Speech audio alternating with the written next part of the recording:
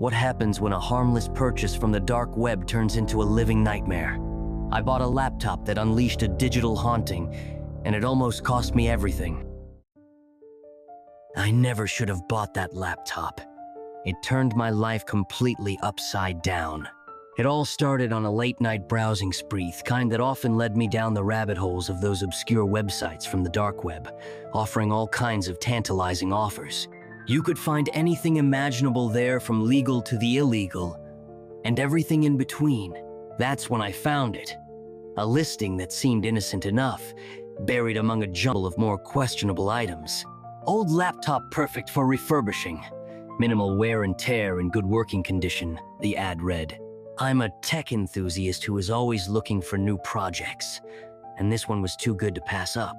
The only reservation I had was the seller's lack of reviews, and those that existed were vague, making it hard to tell if the product was legit. But the price was unbeatable, and I figured it was worth the risk. As I clicked buy now, a sense of unease immediately settled in my stomach, but I brushed it off. I needed a distraction, and the laptop seemed like the perfect project. When the laptop finally arrived, it looked a little worn but had a certain retro charm to it. I wiped it down, plugged it in, and powered it up. The screen flickered to life, revealing a handful of files. Most were harmless old documents, music files, and applications, but one stood out. "Do not open." It read in bold red lettering. I hesitated, my finger hovering over the mouse. Curiosity gnawed at me. It had to be a joke left by the previous owner. I was a seasoned hacker. I could, of course, handle a simple file. Taking a deep breath, I clicked on it. Immediately, the screen filled with static. The sound was sharp, cutting through the silence and sending a chill down my spine. I wanted to close the laptop, but I continued to watch, mesmerized. The video appeared grainy and dark. A strange-looking figure stood before a flickering candle, chanting in a language I couldn't understand. His voice was low and haunting. Suddenly, he turned to the camera, revealing his hollow eyes that seemed to stare straight through me. The video then abruptly cuts off, leaving only an eerie silence. I closed the laptop, a little taken aback but not totally shaken. "It's just a video," I whispered to myself. Nothing more. But I had no idea that the real disturbances were only about to begin in my life. The next morning, I woke up to a flood of notifications. My social media accounts were filled with strange messages, and people I hadn't spoken to in years were frantically emailing, calling, and texting me. I was overwhelmed, trying to make sense of it all. Then, an old school friend called, his voice sounding shaky. He asked if I was okay, saying he'd received an email with a video of me trying to hang myself. I froze in shock. "I'm sending it now," he said. The email arrived, and my heart raced as I clicked the video. It was a grainy recording of me in my living room, standing beneath a noose. I watched in horror as I positioned myself to go through with it. I had no memory of this. I had never done anything like this. How could this even happen? I asked myself. Just then, the doorbell rang, followed by loud banging. My stomach churned. Was it the police? Had someone reported the video? How am I going to explain any of this to them? Hesitant, I opened the door, bracing myself for a tough conversation with the police. But instead of the authorities, it was my girlfriend Stella. Her mascara was smeared all over her face from crying, but her expression was nothing but pure fury. Without a word, she stormed in, shoving me back onto the couch. Before I could react, she kicked off her shoe and started hitting me with ithered, relentless blows as I tried to shield myself. "Stella, wait, I can explain," I pleaded. "That video was fake. I wasn't trying to do anything." She paused, her chest heaving with anger, then pulled out her phone. "Explain this then," she spat, thrusting the screen in front of me. It was another video this time, of me sitting on a beach with a woman who clearly wasn't Stella. The two of us were laughing and flirting while she sat on my lap. Tears streamed down Stella's face. "Are you saying this is fake too?" she asked, her voice cracking. I stared at the screen, dumbfounded. I didn't recognize the woman in the video. Nor have I ever been to that beach as well. None of it made sense.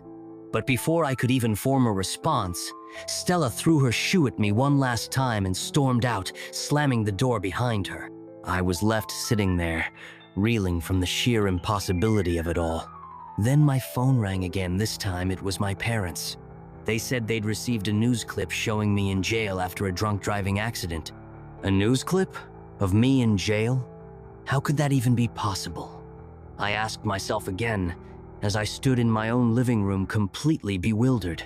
My head spun as I spent the next few hours trying to calm down friends and family, assuring them I was fine and that it was all some sick prank. But was it really a prank? I reluctantly glanced at the laptop as a wave of dread washed over me. My heart pounded in my chest as I slowly approached it and opened it again. The screen flickered to life. This time all the files were gone, except for two. The original Do Not Open file and a new one labeled Victims. My hands trembled as I clicked on Victims. A list appeared that was long and chilling. I scrolled down, each entry accompanied by photos and usernames from the dark web people who were probably no longer alive. My blood ran cold when I saw my name. I was number 178, the most recent victim. My status was being shown as in progress. As I clicked on my folder, a photo of me appeared, along with details only someone who had been watching me would know. Some of the other usernames on the list were familiar. Two people I'd seen online on the dark web in forums I frequent. I often wondered where they suddenly vanished. Now I knew why, and I realized I might be next. Panic surged through me. I slammed the laptop shut, grabbed it, and raced out the door. I drove for hours until I found a secluded spot near a dumpster. I tossed the laptop out and drove over it several times to make sure it was destroyed. For the first time in days, I felt some relief, but it didn't last long. When I returned home, my blood froze. The laptop was sitting on my desk, as if it had never left. A chill crept down my spine as I stood there, staring in horror. Paranoia consumed me. Right then, I knew I had a huge problem on my hands and had to find a solution for it no matter what. So I started looking at online forums dedicated to paranormal activities and digital hauntings. Maybe, just maybe, someone else had encountered a similar experience. My fingers flew across the keyboard, typing furiously, desperate for answers. As I scrolled through hundreds of posts, I found one that caught my eye. It was headlined, "The Cursed Laptop." The poster detailed a story eerily similar to mine. After purchasing an old laptop from the dark web, he began receiving ominous messages and videos that terrorized the user. His advice was simple but chilling. Confront it! Do a cleansing ritual! So I researched further on the dark web, uncovering an array of rituals involving salt, candles, and incantation. I gathered the supplies, feeling both foolish and desperate at the same time. As night fell, I prepared the ritual in my dimly lit apartment, following all the instructions to the letter. I lit a row of candles on either side of the room and drew a circle on the middle of the floor using salt. Once I stood inside the circle, I started with the incantation. "Spirits of the digital realm, I call upon you to reveal yourself," I said, my voice slightly trembling. "I seek to end this torment." Nothing happened at first, and I felt a wave of relief wash over me. But then the laptop flickered violently. The screen flashed, and the ominous file reappeared, more vivid than before.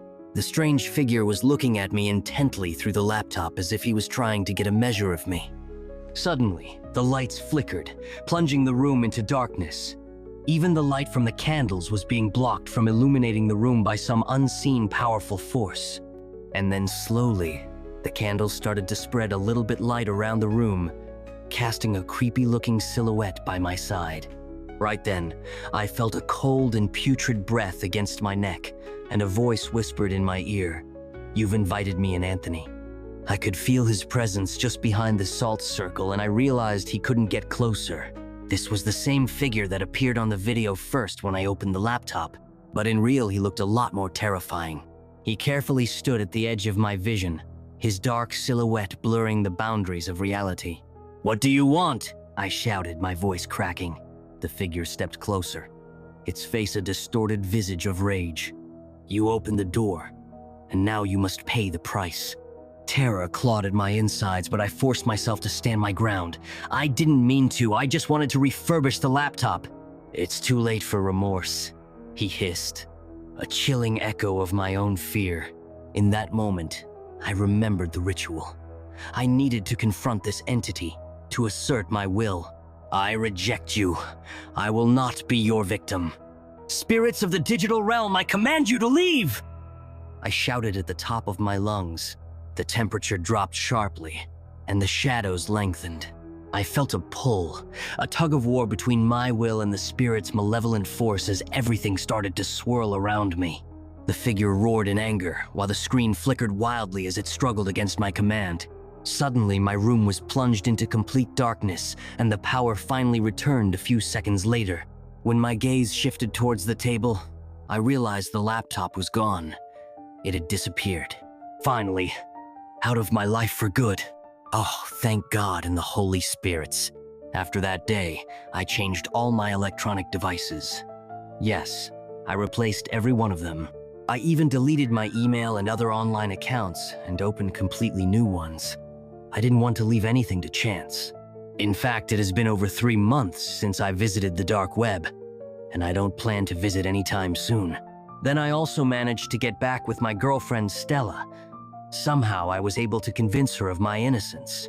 So one day, while we were on vacation and having a good time, a message suddenly appeared on my phone. Attached was a single folder.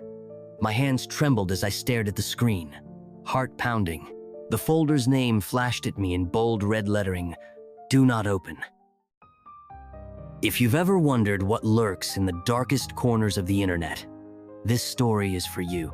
Don't forget to like this video, subscribe to the channel, and hit the bell icon so you never miss a terrifying tale. And tell me in the comments, would you have opened that file?